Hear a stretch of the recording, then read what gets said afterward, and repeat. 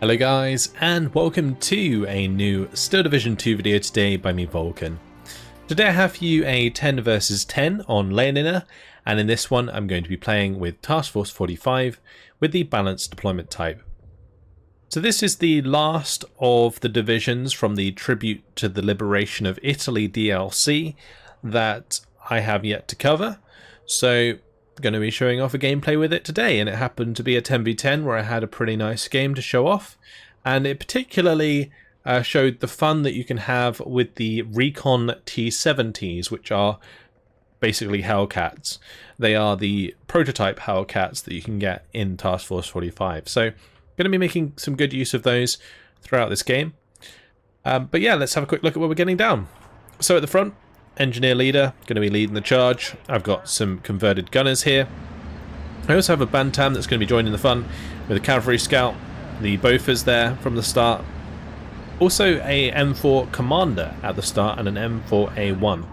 So I'm bringing in the commander early, mainly so that I can get good value out of these converted gunners, because if they have 2-star veterancy, then they are going to get suppressed a lot less quickly, which is important because they are disheartened troops. And so as soon as they get pinned down, they're going to run away, because that's what the disheartened trait does. So by keeping their leadership high, we're going to be able to keep them in combat, and they can do a lot of damage because they are 15-man squads with, I think, like 13 M1 Garands, if I remember off the top of my head. I will check once they deploy, but yeah, I think it's 13 plus a BAR, and then, you know, that is decent enough amount of DPS to really chunk units at range. And because they only cost like 20 points a piece at the moment, they, you know, can add up very quickly. So you're going to get like 30 guns on target. It's pretty nuts. Anyway, another Bantam on the right hand side here that's just going to be providing some recon, because these Bantams, they do come in with the very high optics, which is the same as an infantry unit. So they are nice to have in positions like this. Q gets some really nice transport snipes here at the start.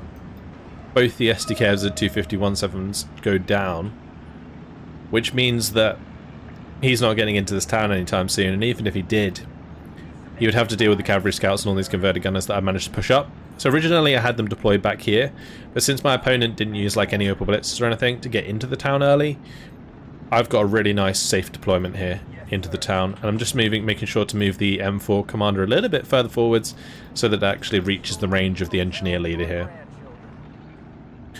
Meanwhile, Q has his own M3A1. He's actually using that much more offensively, because he's moved it right up to his ZIS-2 and his T-34 here, and that's just so that he doesn't have to provide an extra leader. But as soon as he gets an extra leader in, he'll probably move that back. But this can be a viable strategy at the start of the game, is to use your commander next to your forces if you want to save on points a little bit. So he's going to be moving that up. He's bringing this Comrati up. So there you go. So yeah, anyway, the composition. Yeah, I was right. 13 M1 Grands and the BAR. So that is what? 2.45 damage per shot. That's pretty good. Yeah, and if you compare that to something like, let's see if we can get some eyes on these Panzergrenz. That is, Panzergrenz are doing 1.9, so that's considerably less. The MG42 does, of course, provide that suppression, but it just goes to show at range how much damage these converted gunners are actually doing. Right, since nothing's really going on my front so far, you're probably wondering, oh, Vulcan, why are you showing me this game? All you're doing is just sitting there camping in the town. Well, I do in fact decide to help either on the left or, you know, push further to the right. These are the two choices that I have. I do in fact decide to help push on the left side, help your boy Mike here in his engagement with Mr. Tiger. So bringing in 3 converted gunners, we've got another engineer leader, providing all that extra veterancy. It's going to make my M4A3s, or M4A1, sorry, into 3-star veterancy. So yeah, starting to make my moves on the left-hand side. Even got the Bantam moving up, which is also going to be 3-star vet. So that 50 cal is going to be on target and pinning stuff down quite quickly. So that was the plan. Get these converted gunners into a good position, start wailing on the troops that Whale Jumper has here. And there's also Mr. Tiger, of course, but yeah, you can just see how much damage we do to these. And because this unit is like 11 men, it just sits there and tanks all day long. Eventually I do have to fall these back because they're going to fall back anyway due to the dishearten trait, unless I have like a military police unit nearby, but I don't believe this division even has military police, so that's something. Either way, converted gunner's going to do a runner. I tell these two to fall back anyway because they were getting shot by something on the left. And it's just up to me really to get the M4A1 on target and start wailing on some of these Fallschirmjäger. Don't really mind if the Sosstrup get too close to the M4A1. And now the Staghound AA coming in here from Glorious Steed. It's going to do a lot of damage and suppression. Very quickly indeed. And his Sherman 5 being outvetted by the Sherman 5 nearby. Getting a lot of work done. M4A1 managed to kill the Horch there, which was quite nice. But I was worried that the other Horch had like Panzervernichtungs or something in them. So just pulling the M4A1 back. Going to be moving the converted gunners forwards just to make sure that I can see what's going on. Meanwhile over here you can see the Panzergrens are being pushed back by the BAR. And they probably got shot by some other stuff here out in the open. So just the town engagement continuing for the time being. And your boy Mike's just trying to hold this bridge for us for the time being as well.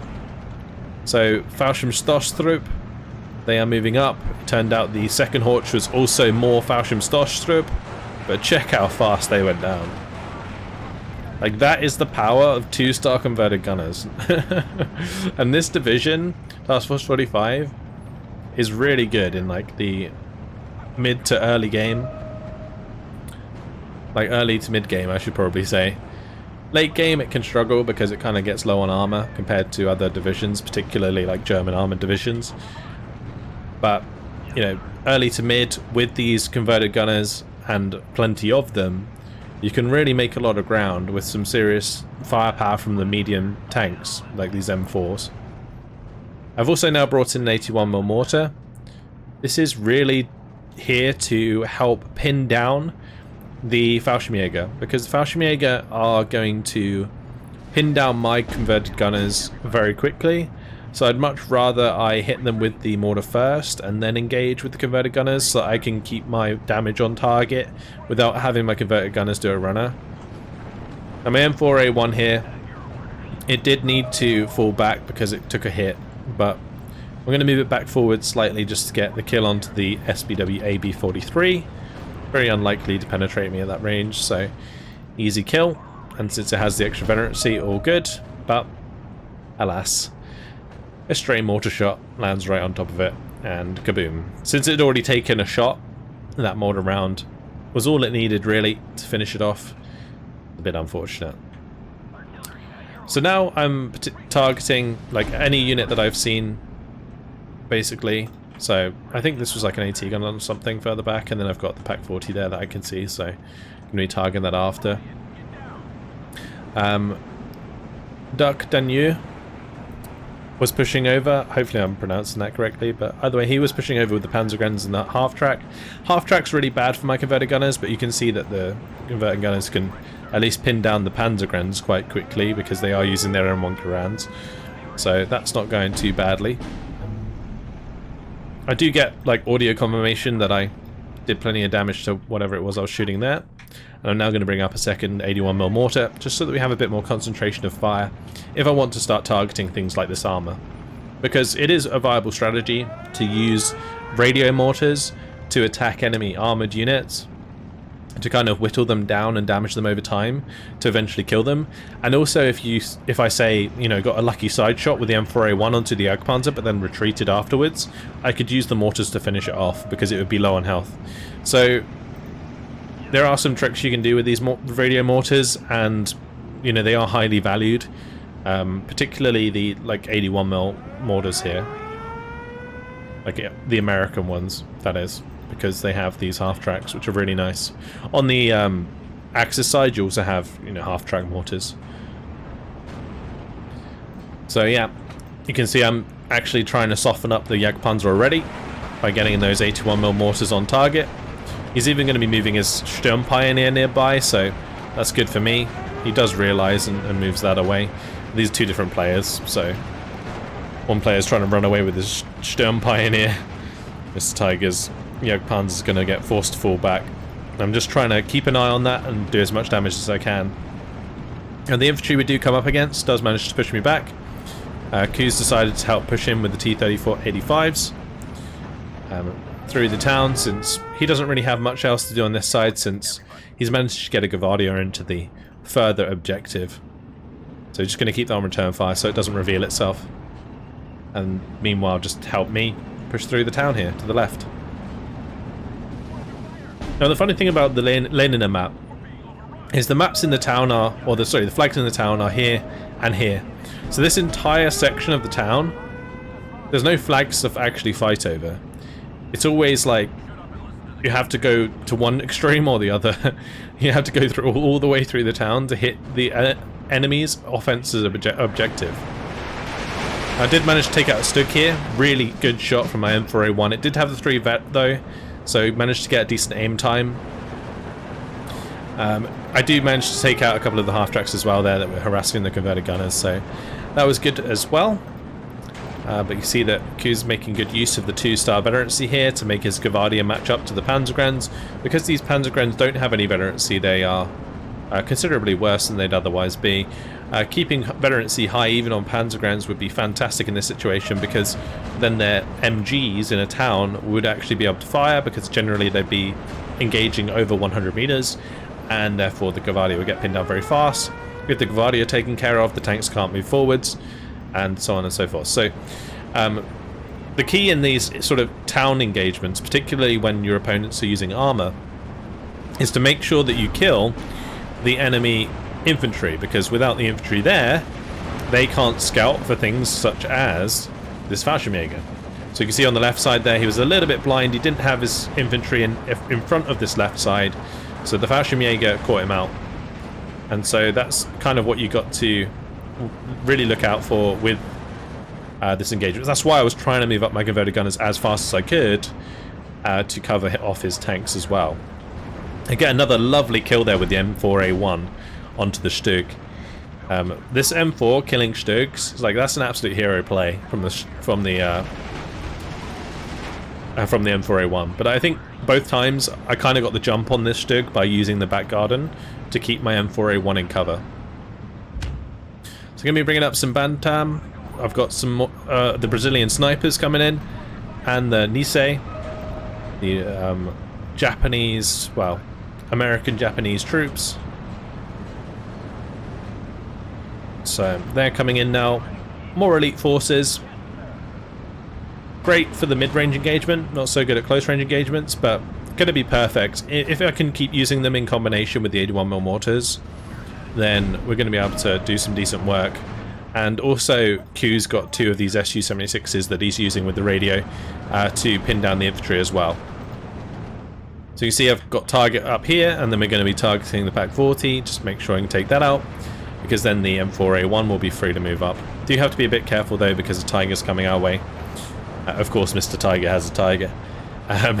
So yeah, the M4 has to back up. It's going to be hard for me to kill that. But my Nisei trying to move up, get them unloaded just in time. They've got the 9 M1 Garands here and the 2 BARs, so nice at the sort of longer range engagements. And we're going to be moving up the Branco Atirador, which are these Brazilian snipers, and they also come with the RECON M3A1. Now my mortar half-track here does get counter-batteried. I definitely got a bit greedy. Ideally, when you're using mortar half-tracks, you shouldn't do more than 1 salvo from the same spot. So you want to give them a fire position command, then you want to give them a move command, and then a fire position command if you want to fire twice. If you go more than once, it gives your opponent time to counter battery. So it's a good tip if you're using mortar half tracks, and it will avoid something like this happening.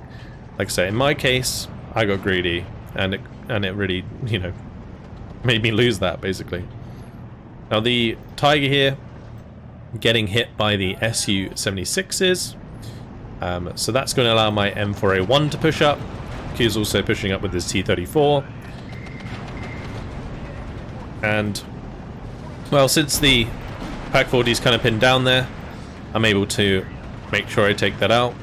just trying to get the new state to move across so that we can keep eyes on it, and then I can specifically target the M4A1 to take it out. And that way it uses all of its guns to target that particular unit. One thing to note, that when you're using like a tank in this sort of combat, it will use like its main gun to attack like an armored unit, and then it will use like its machine guns to attack, you know, infantry. And sometimes it can like prioritize firing its machine guns at infantry, whilst its main gun maybe targets the back 40. And so in order to get all of the guns on target, you need to actually right click on the thing. So in that case I made sure to do so in order to get that kill. Pack 43 comes under a bit of mortar fire there. That's great. You can see Q's also suffering from a little bit of counter battery. He's going to have to make sure he moves those.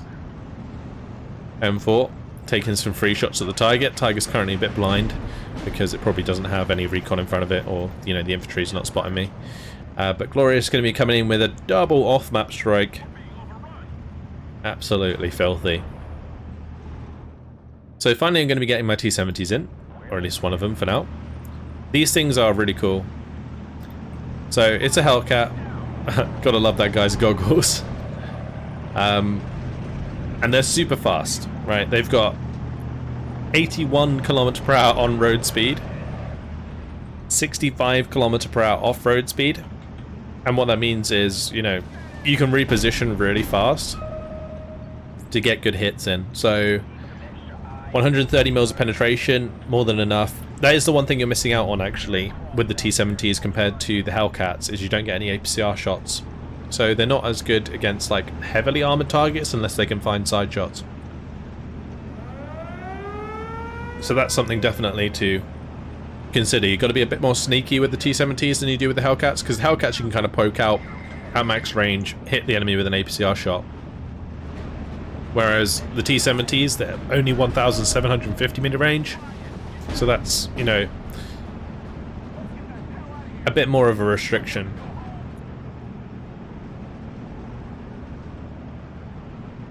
The benefit, of course, is it does have recon, so it's able to spot its own targets. And, you know, it's pretty fast still, so it can get into a good position. And here I'm just going to be trying to get through the back gardens and get some shots onto these targets. Now please excuse me if I do have to like stop talking for a little while. My throat's pretty bad at the moment, so it's making the commentary kind of hard. But yeah, T-70 here, you can see it gets a nice cheeky shot in there very fast onto that Tiger. Tiger doesn't even have time to aim. Tigers are like the perfect target for a Hellcat because they're slow and cumbersome, and whilst the Hellcat is super fast and aims really fast. So yeah, Tigers are just going to get picked off all day long if you keep bouncing in and out of cover. Very important though to make sure that you do let the stealth recover. So I think I've covered this before, but I'll cover it again. Every unit in the game, when it fires, has a sort of like hidden stat called noise. And basically what noise means is how much stealth it loses when it fires. Now most tanks will reveal themselves when they fire, unless, you know, there's absolutely no recon. But infantry in general will see a tank if it fires. So like if a tank is engaging another tank, say like my Hellcat's in light cover and I'm shooting this Conquest here, if the Battlegroup went there, they probably wouldn't see my Hellcat. So that's important to note. If it fired a second time, the stealth would get removed even more, and then the King Tiger would probably see it.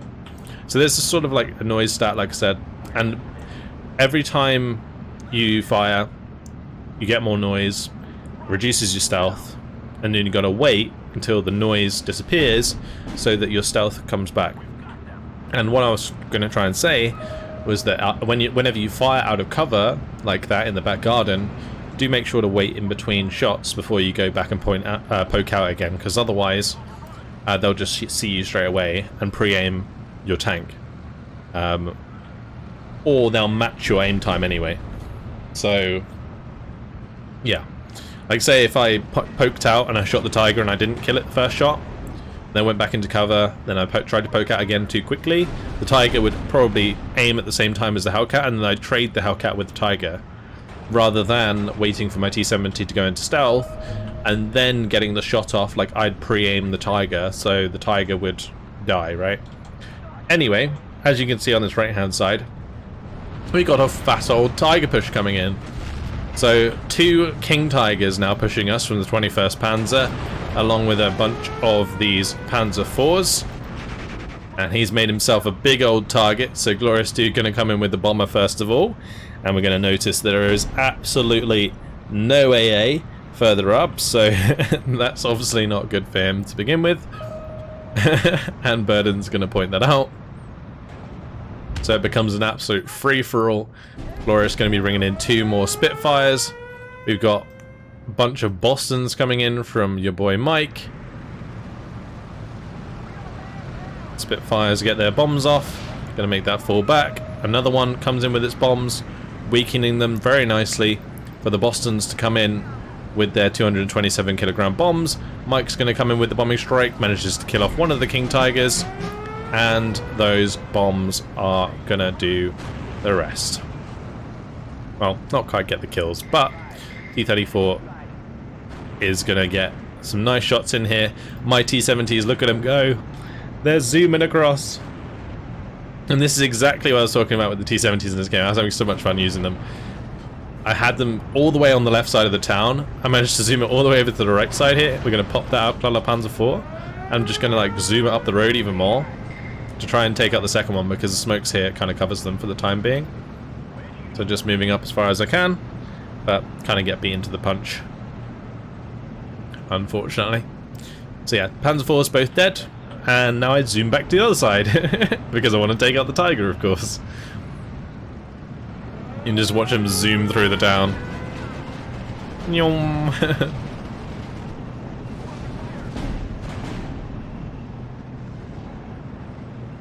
So 2 King Tigers down, 3 Panzer IVs dead, and yeah, certainly overextended, unfortunately, in the mid there. Both the T-70s were going to come under hits from the Ju-88, but the 4 Crusader AAs, what an absolute beast. Here we go, T-70s moving up, just going to bring this one back so it goes into cover. That allows this one to get the shot off before it's aimed at, and bish bash bosh, Tiger is dead. So now I'm going to be zooming over to the middle, and we're going to be trying to engage the Panzer IV. I do manage to push up this M4, the absolute hero that he is. Already killed 2 Stugs. Now going to take out a Panzer IV as well. Absolute shad. So just shifting them into the light cover here for the time being, so that I can maybe take out any other tanks in the open.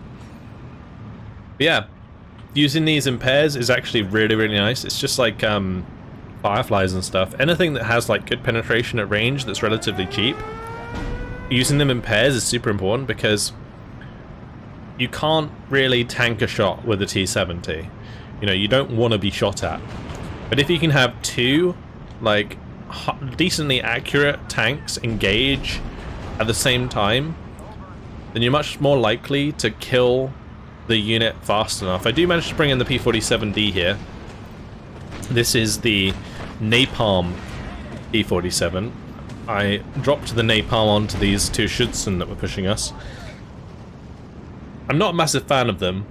I've been trying the P-47 Napalm for a while. It's good enough to kill off tanks sometimes if they're low on health. So in that way it's good, but you can also just bring in like bombing variants, right? Or you could just bring in the Mitchells, which I do also have in the deck. The Mitchell bomber is actually pretty good. But the P-47, like, you'd expect the Napalm to do a bit more damage against infantry, and whilst, you know, it half healthed both of those squads, it's a bit lackluster really for how much you have to pay to get it and the lack of availability on the card. So yeah, either way, T-70s had to back off because they were being hit by RT, but we've managed to keep control of the town for now, and Q's managing to get a Gavardia DP up here.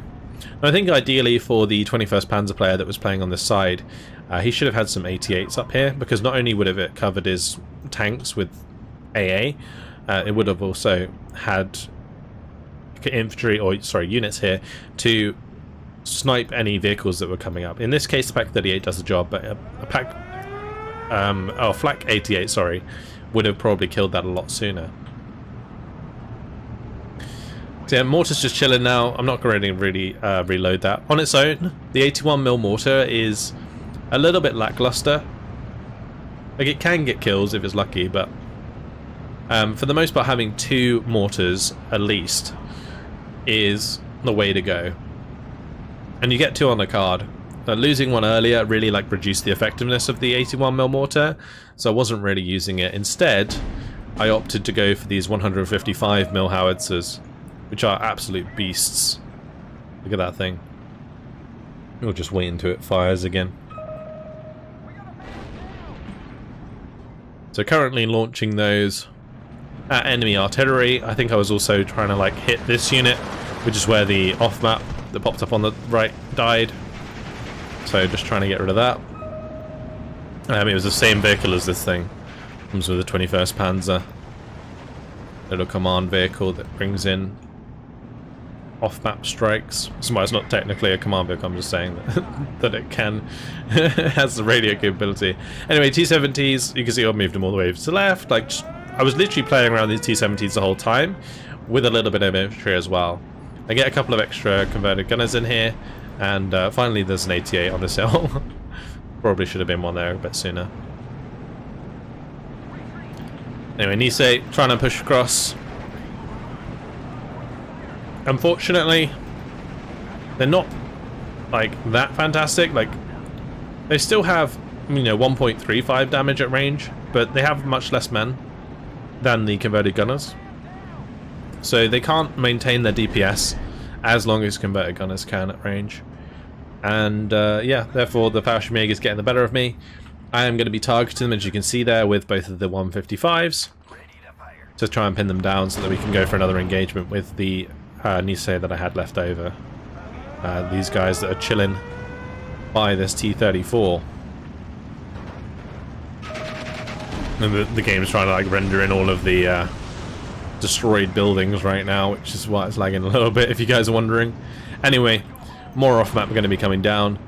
This off-map isn't that good. I mean, Glorious is using the 3rd Canadians, so it's only 140mm off-map.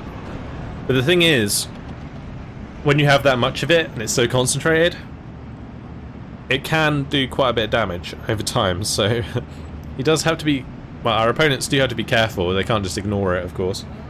Like I say, especially when it is that concentrated. And now I'm going to be hit by off-map. We've got a couple more Nisei coming in. We're going to be trying to push more to the left.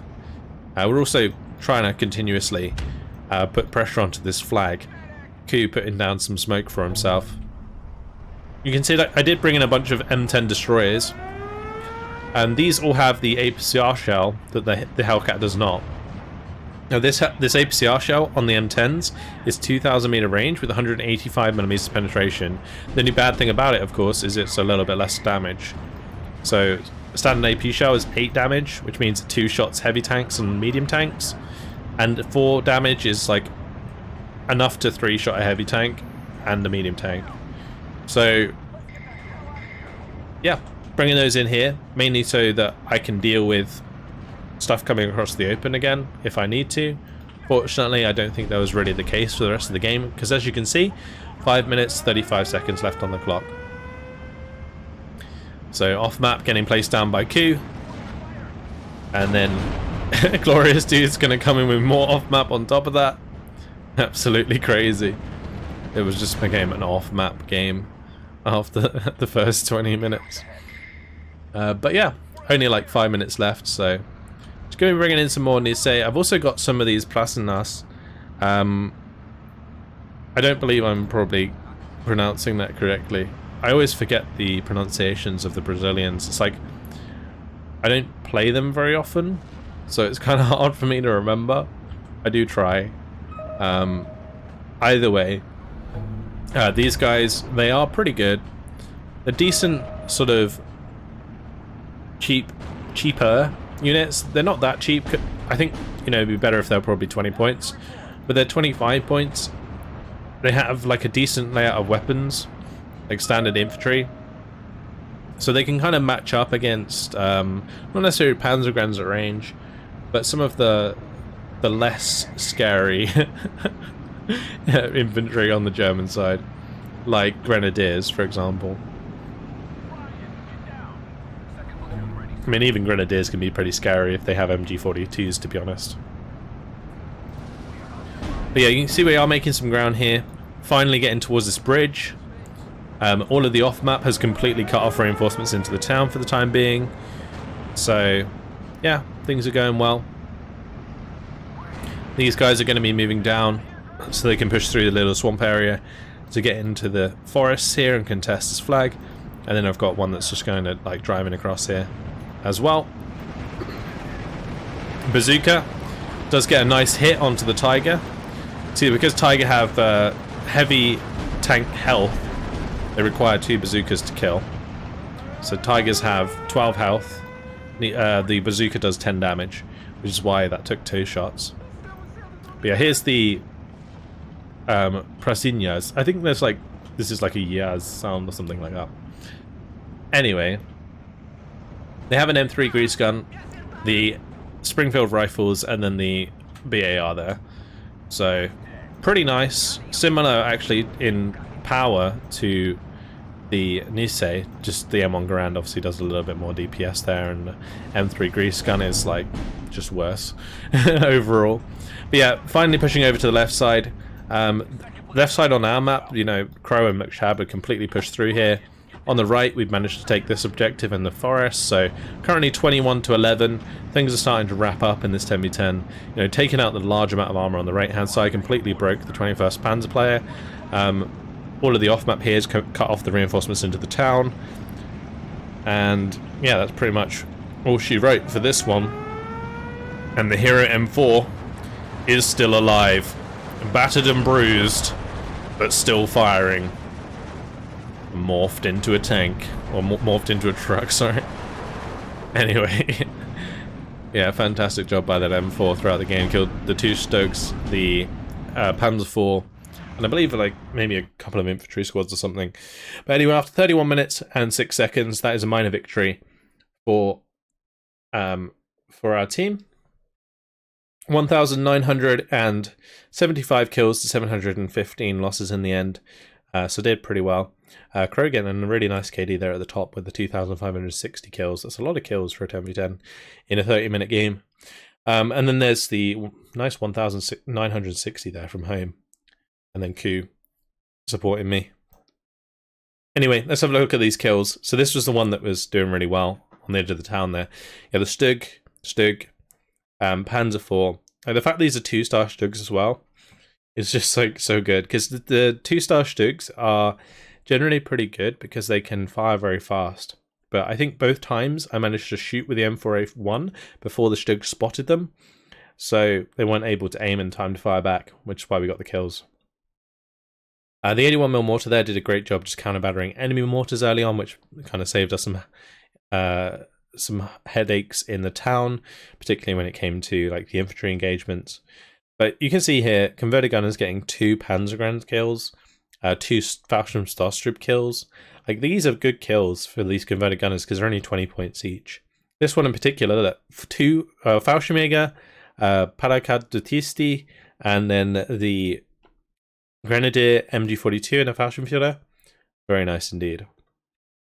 These M1 155s weren't that great. I mean, they were okay for pinning down enemy units, but like, they are decent artillery though, so don't take that as they're bad.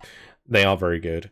It's just in this game, I don't think I brought them in, you know, soon enough really for them to get a lot of value. Because you can bring these in phase B, or at least that's where I have them in my deck. So bringing them in at the start of phase B is probably the best way to utilize them throughout the game. But yeah, the T-70s, really fun to use. You saw me zooming them backwards and forwards through the town, and that's the perfect way to use them. Got a couple of Tiger kills there on one of them. So yeah, really good fun. Nice fun game with Task Force 45. I think this division is pretty good. It's definitely more of like an early game focused division, which is why I didn't really mind showing you guys only like a 31-minute game. I feel like after the 30-minute mark, this division can really start to struggle because it doesn't necessarily have the longevity of a lot of other divisions. And as soon as you run out of like M10s with the APCR, you're not going to be able to deal with like Panthers or Tigers anymore. well, you can if they're up close, of course, in like a town or something, but then there's divisions like the 4th Fallschirmjäger, which have Fallschirmjäger, which, you know, again, in the long run should, you know, beat you out of a town as well. So I think the reason that Task Force 45 is pretty strong is because it has the converted gunners, it has like the T-70s in the early game, and you can really use veterancy to like buff this division hard early on. So yeah, anyway, that's pretty much my showcase of Task Force 45. I will of course bring you guys more Steel Division 2 gameplay in the future, but for now that's all of the new divisions from the Tribute to the Liberation of Italy DLC complete, and I'm happy I got you guys gameplay of all of the divisions this time around, because I know in the past that I've kind of struggled to do that, especially on the bigger DLCs. But yeah, hope you guys enjoyed it. Thank you very much for watching, and I will see you guys in the next video. Goodbye.